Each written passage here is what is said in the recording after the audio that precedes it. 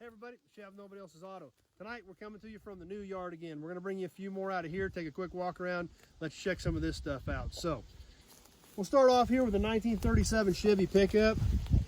Not a lot left of this truck. These old 30s trucks, they've been picked hard. I do still have some 37, 38 stuff left, but it's getting thin. This trucks have been so popular for so long, it's just hard to find pieces for them. You know, this truck is rough.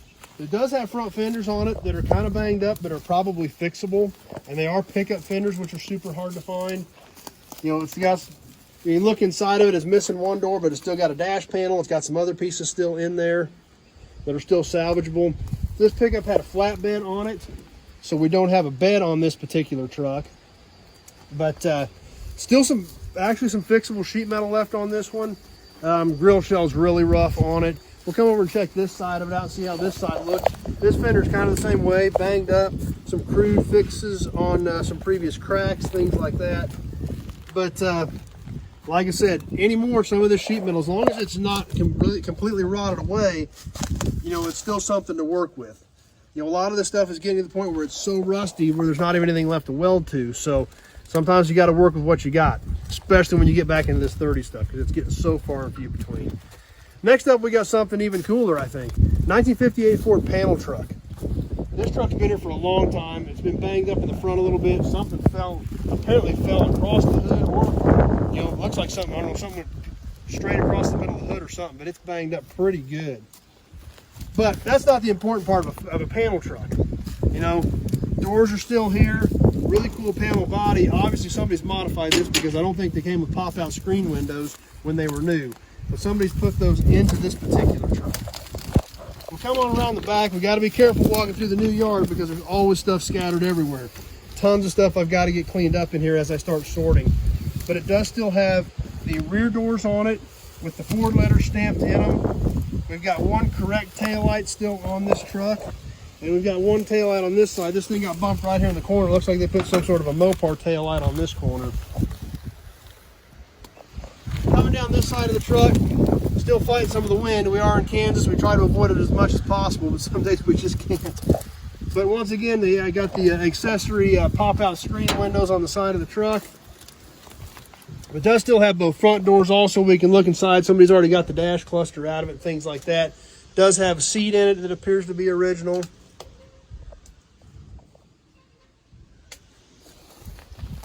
So, still some good pieces there. Definitely not a super clean truck, but it's a panel, and anything panel is so tough to find. So definitely some good pieces there for somebody building a panel truck in this body style. Up next, we've got kind of a cool little Studebaker Lark, early 60s version. These Larks are something else that I don't know much about. Didn't have any of them until I bought the new yard.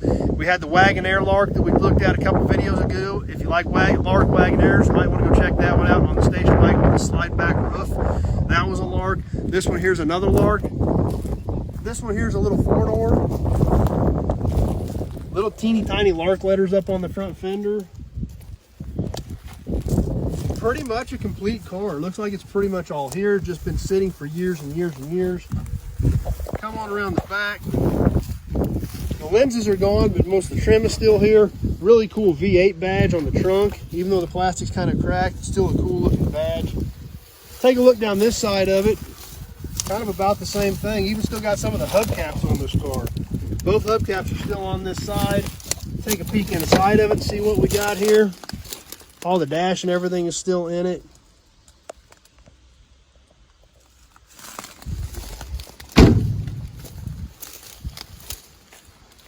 Pretty unique car. Let's take a look under the hood of this.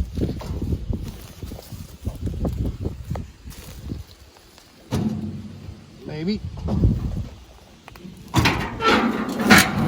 Still got the V8 in it.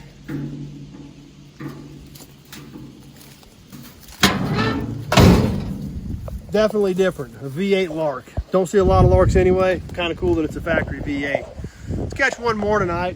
1965 Chevy Impala. Just a base four-door car. Not a lot left. I'm sure a lot of pieces got robbed off this car for a two-door, like the hood and things like that. Motor and tranny's already gone.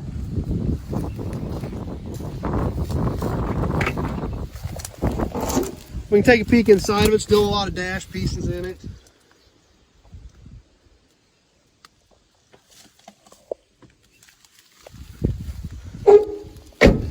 So not a lot left there, but just a regular old 4-door, but still some stuff that can be saved for a two-door project. Or a lot of these 4-doors are getting to be pretty popular too. You know, there's still a lot of nice old driver 4-doors out there that are in pretty good condition, that people that don't want to spend the money on a 2-door can still buy a nice old 4-door or a 4-door hardtop and make a really cool cruiser out of it. So even get calls for some of the 4-door stuff anymore. So, and that's okay, because they're still cool. They still have great lines, good styling, and you can still have a ton of fun with them without going and spending a fortune on it. There's a lot of guys that just don't want to spend that kind of money, can't spend that money, but they also may, if they've got kids, you know, they can get a 4-door, it doesn't break the bank, they can throw the kids in, still have a ton of fun, still go to the cruise nights, still go to the car shows and have a blast with everybody else. So the 4-door cars are definitely not near what they used to be as far as being shunned, I guess, so to speak, because they are still cool. They are starting to get the credit they finally deserve, and people are having fun with them, and that's all that matters. It's the whole point of what we do. It's the whole purpose of this hobby,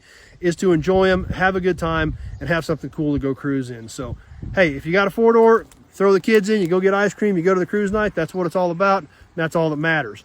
So just because this is a 4-door Impala doesn't mean it's bad, doesn't mean we're definitely not going to get rid of it. We're going to put it in the line with the rest of them and keep it around. So anyway, that's what we've got for tonight. I hope you guys enjoyed it. Going to be bringing you a lot of cool stuff this week. Thanks for stopping by. We'll have another video from Pioneer Village coming up probably Friday night. So thanks for stopping by. If you're on Facebook, please share the video. Invite your friends to come over. Have them like the page. Come hang out with us.